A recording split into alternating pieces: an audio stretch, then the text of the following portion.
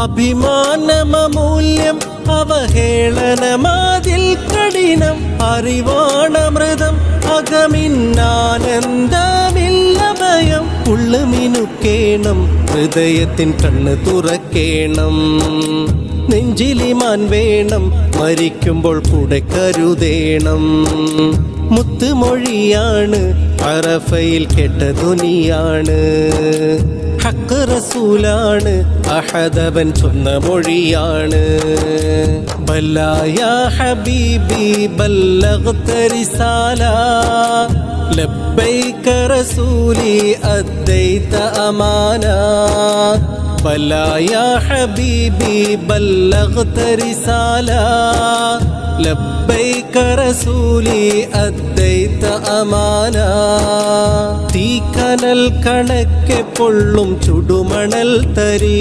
ആ മണൽ തരിയിൽ പെയ്ത മാരിയ മുഹമ്മദി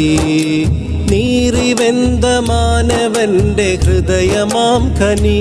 അവിടം സ്നേഹവി